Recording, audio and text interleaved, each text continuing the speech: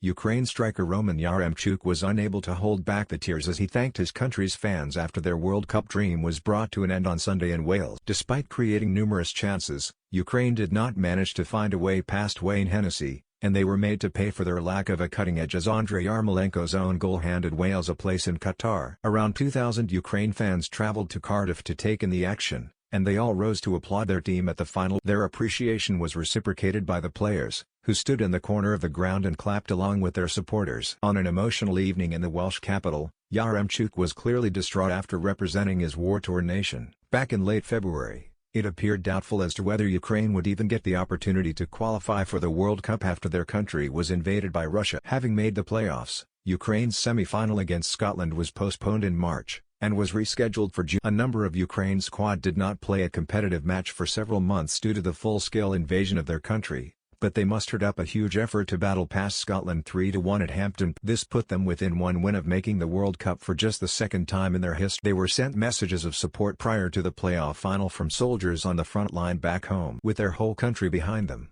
and nations around the world willing them on as well, Ukraine gave a fine account of themselves against Wales, but they fell just short in their quest to qualify for the World Cup, which gets underway in November. Before the game, Ukraine's Atalanta defender Ruslan Malinovsky told Sky Sports, "On people back home, we think about them every day, and I'm so happy that we give a little bit of positive emotion for them in this, also for our country, and they have a little bit of I hope they do the job in our country, and we do our job on the pitch. We try to do again something special." On messages from back in Ukraine, a lot of messages.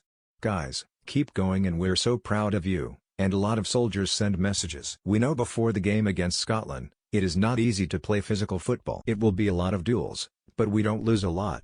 And they, soldiers, said last step, you need to." Russia invaded Ukraine more than 100 days ago and Ukraine's players were desperate to give hope to their people by qualifying for the World Cup.